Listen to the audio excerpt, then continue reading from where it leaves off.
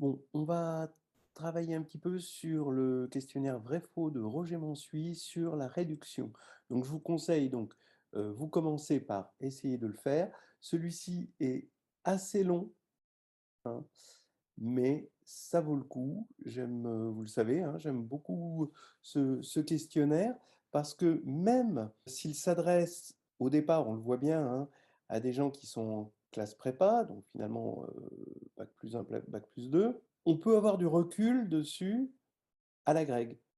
C'est-à-dire, c'est pas du travail bourrin, hein, qu'on fait, c'est la bonne partie des classes prépa, des choses sur lesquelles on peut avoir du recul en parlant de généralisation, en regardant des changements de corps, en parlant des preuves sous-jacentes. C'est des choses qui peuvent être abstraites à l'envi, hein, et ça, c'est quand même quelque chose d'intéressant qui fait que, à la fois quand on travaille là-dessus une année d'agrég, ça permet d'avoir des bases solides et en même temps d'avoir une vision qui a un certain recul, une certaine distance. Voilà, donc je vous conseille d'aller sur ce site www.rogermansuy/hx2/réduction.html et on va attaquer maintenant la correction. Je suppose donc à partir de maintenant que vous avez tenté de faire le test. Donc je vous dis, ce test est assez long et il est possible qu'on le fasse en 2 temps, en 2 vidéos, hein.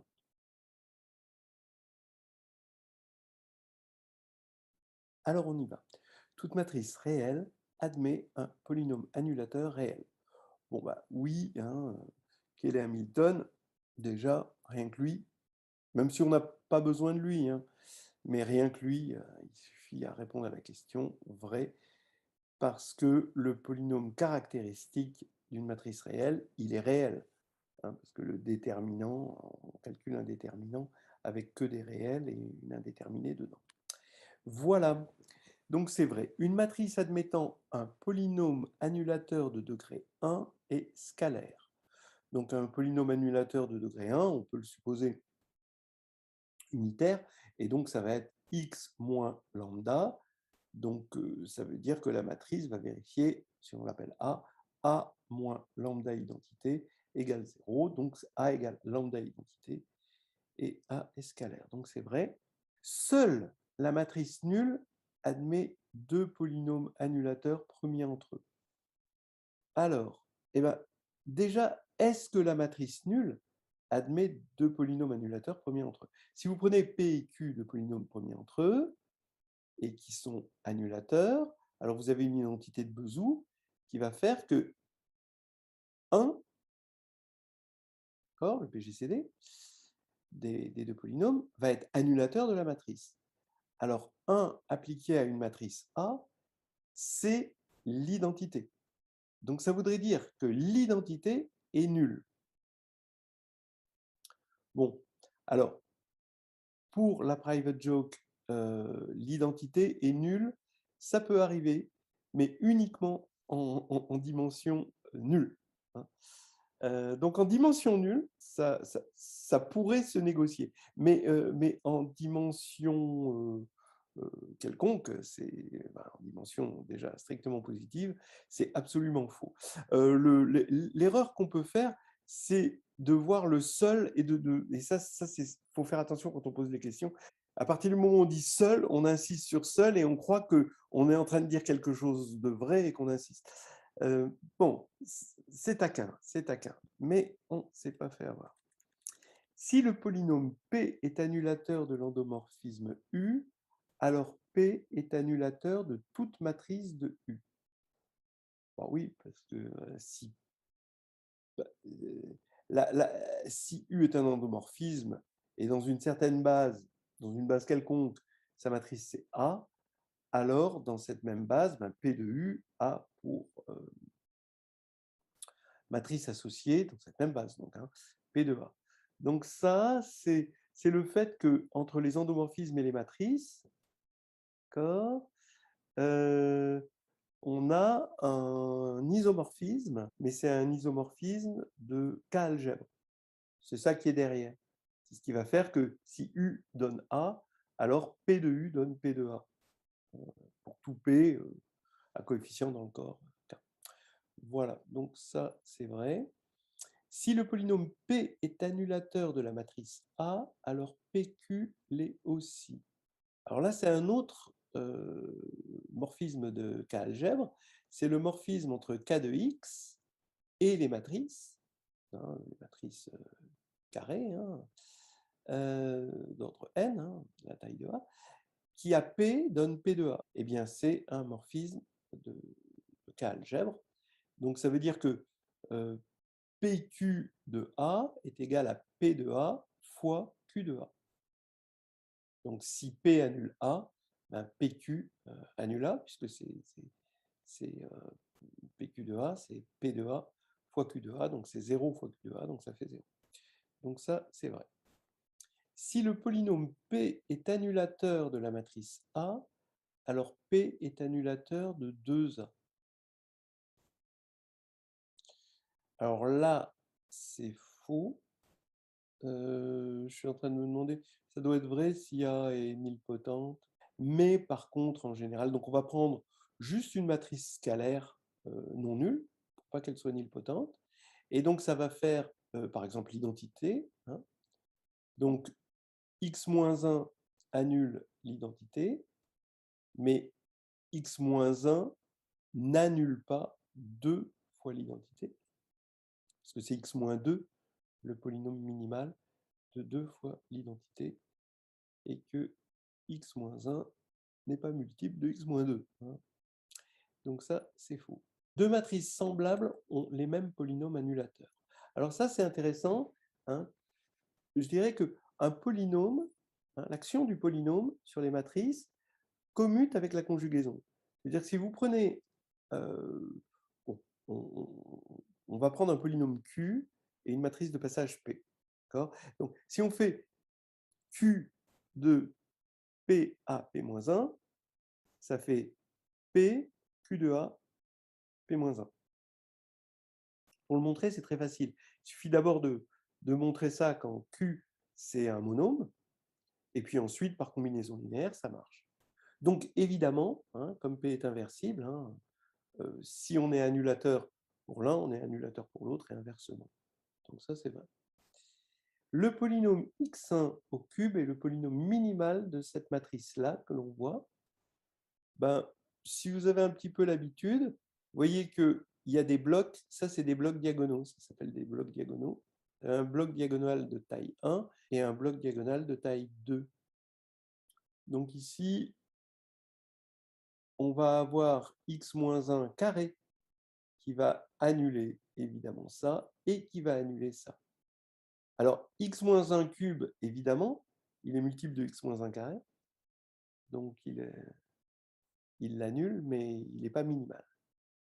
Et x-1 n'est pas minimal non plus, ben, ce n'est pas le polynôme minimal parce qu'il n'est pas annulateur. Donc ça, c'est faux. Le polynôme x-1 facteur de x-2 est le polynôme minimal de cette matrice. Alors, ici, on a une matrice triangulaire supérieure, donc on voit ici les valeurs propres. C'est 1 avec multiplicité 2 et 2 avec multiplicité 1. Donc en 2, il n'y a pas de problème parce qu'il y a une multiplicité 1. Donc, il faut regarder en 1.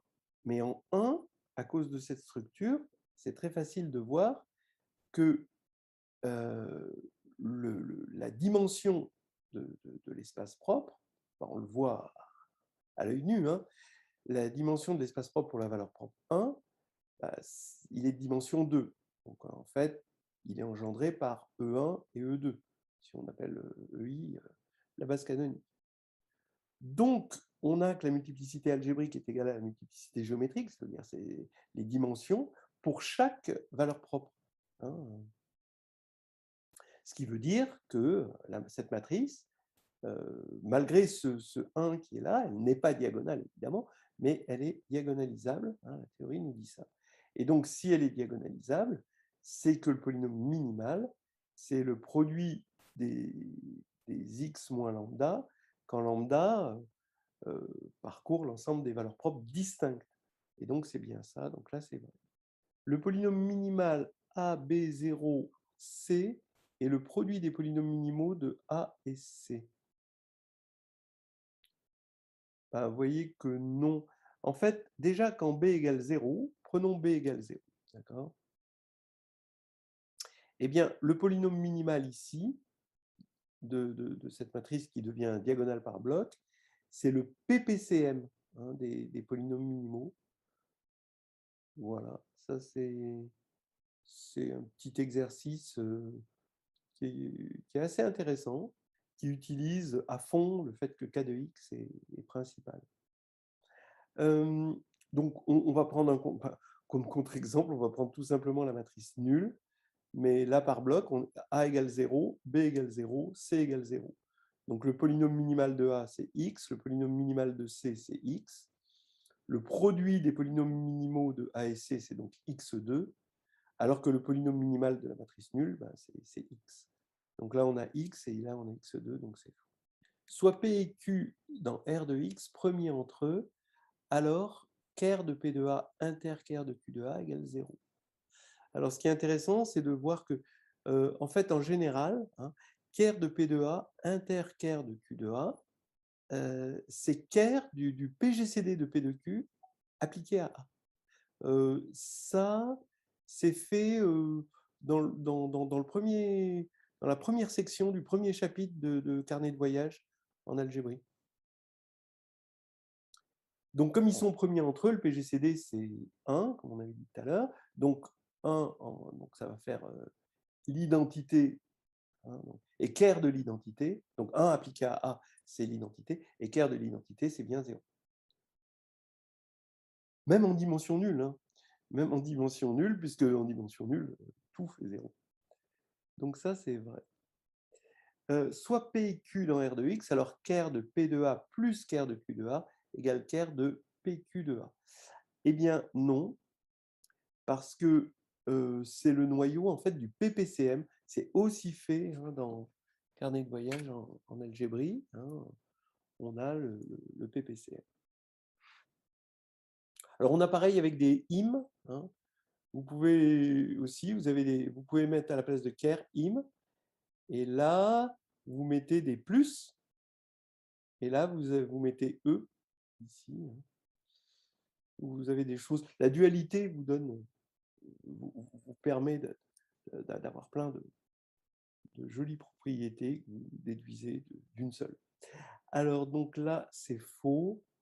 Donc, par exemple, vous prenez, j'ai envie d'utiliser une matrice nilpotente, 0, 0, 1, 0, d'accord, en colonne, 0, de taille 2, 0, 0, 1, 0.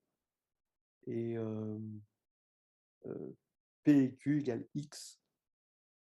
P égale Q égale X. Donc, ker de A, ben, ça va être engendré par E1. Donc, E1, la droite engendrée par E1 et la droite engendrée par E1, ça fait la droite engendrée par E1. Mais PQ de A, c'est A au carré. Donc là, la matrice A au carré est nulle. Et donc là, ça ferait que E1, c'est le plan tout entier. Donc ça, c'est pas possible. Donc là, c'est faux. Les racines d'un polynôme annulateur de A sont les valeurs propres de A. Les racines d'un polynôme annulateur de A sont les valeurs propres de A. Ben non. Parce que, en fait, quand vous prenez le polynôme minimal, hein, par exemple, lui, ses racines sont les valeurs propres. Le polynôme caractéristique aussi. Mais si vous multipliez par n'importe quel x moins lambda, alors bon, vous supposez que votre corps il est assez grand pour avoir des valeurs distinctes, eh bien là, vous allez avoir quand même un polynôme annulateur parce qu'il est multiple de votre polynôme minimal, mais ces racines, vous pouvez les chercher où vous voulez. Le tout, c'est vous pouvez toujours rajouter des racines. Donc là, c'est faux. Les valeurs propres de A sont toutes racines de tous les polynômes annulateurs de A, Là, c'est vrai, hein, puisque les valeurs propres de A sont racines du polynôme minimal qui divise tout polynôme annulateur de A. Donc, du coup, là, ça va être vrai. Les valeurs propres d'une matrice A triangulaire sont les éléments diagonaux de A, oui, et même, je dirais, avec multiplicité, pour l'histoire de préciser.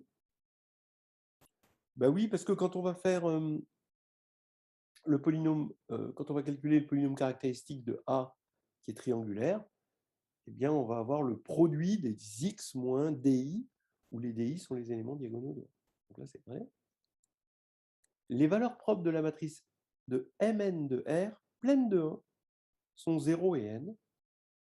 Oui, c'est un grand classique parce que c'est une matrice. Alors ça, en plus, on l'a vu dans le dernier sur le déterminant.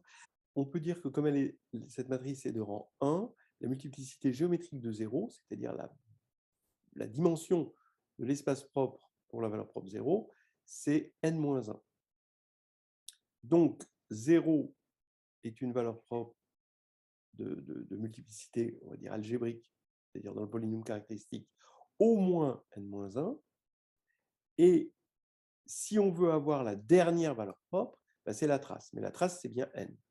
Donc ici, on a bien 0 et n. Alors, entre parenthèses, ici, hein, c'est diagonalisable. Du coup. Si P de A est non inversible, alors P et qui de A ne sont pas premiers entre eux. Alors, oui, c'est vrai. Alors, comment on peut le voir? Bah, supposons que P et qui A soient premiers entre eux, alors il faut montrer que P de A est inversible. On va juste faire la contraposée.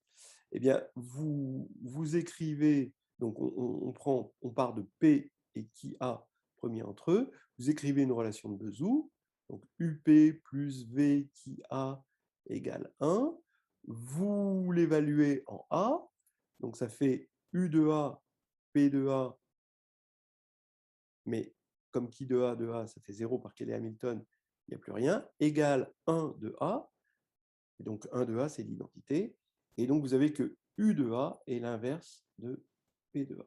C'est très joli, j'aime beaucoup. C'est vraiment l'arithmétique qui débarque via l'évaluation dans le monde des matrices et qui débarque aussi encore mieux dans la géométrie des espaces vectoriels. Donc, c'est vrai par la contraposition. Si P de A est non inversible, alors P est un multiple du polynôme minimal de A. Bah non, pas du tout. Oui, prenez par exemple, on va supposer donc que A est une matrice diagonalisable avec comme valeur propre 0 et 1. Donc le polynôme minimal, c'est x facteur de x moins 1. D'accord? On sait ça. Donc maintenant, comme 0 est forcément valeur propre, bah, ça veut dire que A n'est pas inversible. Puisque le noyau de A est non trivial. C'est l'espace propre, le sous-espace propre pour la valeur propre 0. Donc, ça veut dire que si je prends P égale X, bah, j'ai A. A est non inversible, et pourtant X n'est pas un multiple de X facteur de X moins 1. Voilà, donc ça c'est faux. Le polynôme caractéristique de ce truc-là, c'est X2 facteur de X moins 1 carré.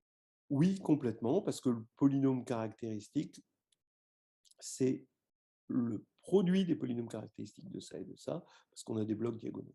Même si on avait des blocs triangulaires, ça aurait marché. Voilà.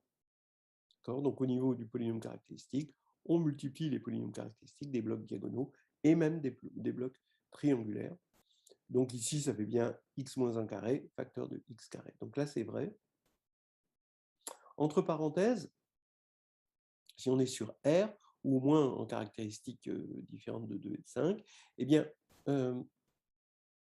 ça marche aussi pour le polynôme minimal. Parce que comme là, c'est vraiment parce qu'on a des blocs diagonaux et que le polynôme minimal de ça, c'est le PPCM des, des polynômes minimaux de ça et de ça. Et donc, c'est bien, ici, le polynôme minimal, c'est x moins 1 carré, et là, le polynôme minimal, c'est x2. C'est très facile à voir que, par exemple, x2 est annulateur de ça. Donc, le polynôme minimal, c'est soit x, soit x2, mais ce n'est pas x, parce que cette matrice, elle n'est pas nulle, parce qu'on est en caractéristique différente de ça. On va dire qu'on est sur R. Pour... Donc, on a bien ça aussi pour le polynôme minimal. C'est une petite parenthèse. Le polynôme caractéristique de A, B, 0, C, et qui de A, qui de C, oui, oui, c'est exactement ce qu'on disait, parce que le déterminant, c'est le déterminant par bloc triangulaire, donc ça marche. Le polynôme caractéristique de 2A et qui A de 1 demi de X, on aimerait bien, mais il y a juste... on a envie de foncer et de dire c'est vrai, mais sauf qu'il est proportionnel. En fait, un polynôme caractéristique, il est unitaire, et lui n'est pas unitaire à cause parce que qui a est unitaire, et donc comme on a un demi de x, ce ne sera pas unitaire, donc c'est faux. Le coefficient de xn-1 dans qui a, c'est trace de a. Alors attention, parce qu'il y a quand même plusieurs définitions du polynôme caractéristique, mais je suppose là que le polynôme caractéristique, il est unitaire. Donc comme il est unitaire, on a moins trace de A comme coefficient. Donc là, c'est faux. D'accord, donc on est d'accord qu'il est unitaire. Le coefficient de x n-2 dans qui A est trace de A carré. Alors non, c'est pas bête parce que c'est quelque chose de quadratique en A, mais c'est pas la même c'est pas la même chose. Donc en fait, c'est faux. Le coefficient, bon, d'abord, trace de A carré, si vous regardez bien, par rapport aux valeurs propres, c'est si vous trigonalisez A, vous supposez que vous êtes dans C, eh bien, trace de A carré, vous voyez bien que c'est la somme des valeurs propres au carré, avec multiplicité évidemment. Voilà. Or, quand vous décomposez qui a en produit de x moins lambda, de moins lambda i, vous vous rendez compte que le coefficient en x n-2, c'est le produit, c'est la somme des lambda i, lambda j, avec i strictement inférieur à j. Voilà. Donc, vous voyez que c'est pas pareil. Donc là, c'est faux. Alors, si A appartient à M2, alors qui a, c'est x2 moins... Oui, oui, ça c'est parfait. C'est à connaître par cœur, ça. Les polynômes caractéristiques de AB et de BA sont égaux. Oui, c'est vrai. Alors là, il y a une preuve, c'est une preuve classique, qui est dans Carnet de voyage en algébrie, aussi dans H2G2, qui utilise le fait que GLN est dense, parce que si on est sur R, GLN de R est dense dans MN de R. Donc ici, vous le faites pour A inversible, et là, AB et BA sont deux matrices semblables, parce que BA est égal à B, parenthèse AB, fermez la parenthèse, B-1. Donc ça fait qu'elles sont semblables, donc même polynôme caractéristique. Donc c'est vrai quand A est inversible, et du coup, par continuité de l'application au polynôme caractéristique, ça va être vrai partout par densité de GLN. Mais après, comme c'est une formule algébrique, ça va être vrai sur tout corps. Les valeurs propres d'une symétrie sont 1 et moins 1.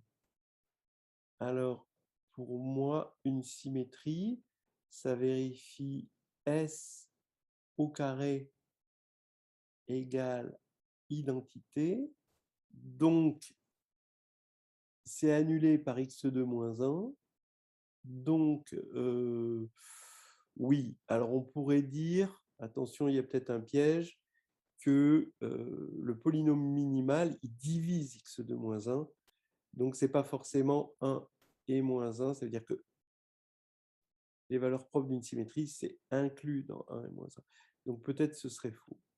Ouais, ouais bon, si on se trompe ici, c'est pas... Parce que on peut imaginer qu'une symétrie, c'est d'ordre 2, je ne sais pas. Si on remplace par d'ordre 2, alors ce serait vrai. Mais bon. Si lambda est une valeur propre de A, alors la dimension de ceci est majorée par la multiplicité de lambda. Oui. Alors c'est ce que j'ai appelé ici la multiplicité géométrique de lambda, et là la multiplicité algébrique.